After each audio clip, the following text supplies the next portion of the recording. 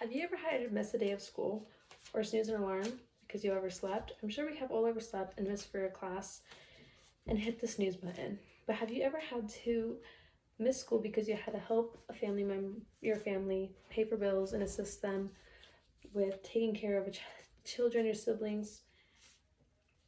I'm sure many of us have not experienced that, but there are many students across Nebraska that experience this every day, and it results in them missing school. And this is mainly common in low-income students.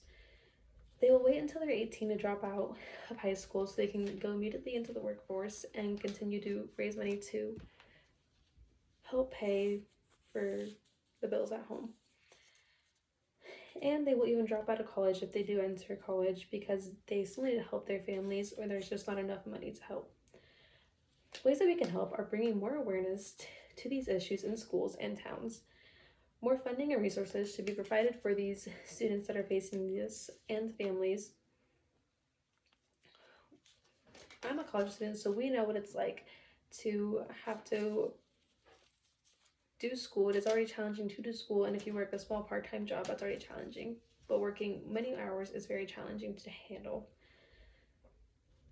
Chronic absenteeism is the most common in low-income students, and it begins in the middle school age until high school. Mainly, it is more common through the ending of high school, and it is more common in bigger cities and towns.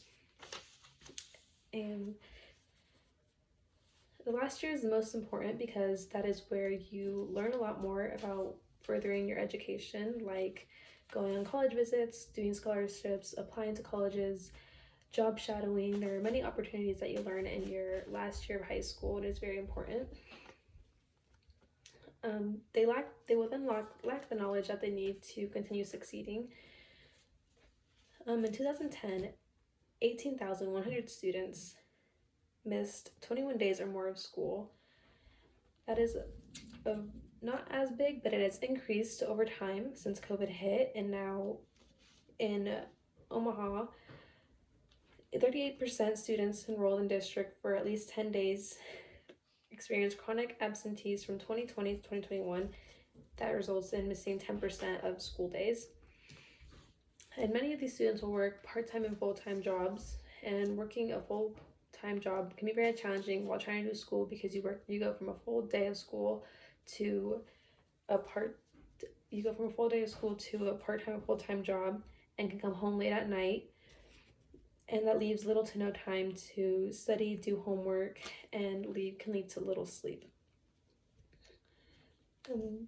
This can be very challenging to do any of your work, and it is just very draining, and it is just they're overworked.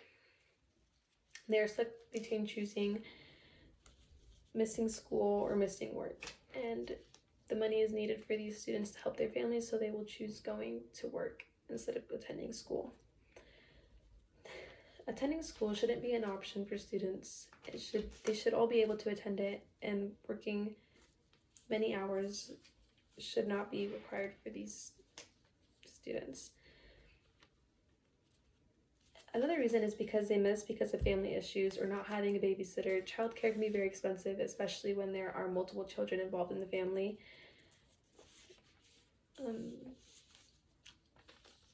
These students are left with no option because their parents have no other option but to leave the student in charge of their siblings. And this is a big issue with low-income families. There are assistance programs that can help, but some are unknown because many people may not know or unaware, or they do not speak English, so they do not know about all the assistance programs that they can get. But there should be more provided for families and more translators so many people can know more about this. Because then students are missing school, and it will take a toll on their mental health. It can lead to anxiety and depression because of how much they are doing at a young age, and they're facing adulthood earlier than they should.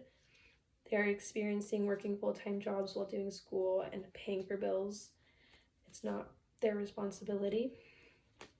There should be more resources and counseling for these students, and for getting caught up, it should be easier to find alternatives like online schooling for more schools. That is not as common. It's more common in bigger schools, or it costs money to do it. So there should be more alternatives, and there should be more awareness to decrease the number of students that are missing school. And anybody can do this by helping out and reaching out to schools or towns, anywhere to increase funding for these students.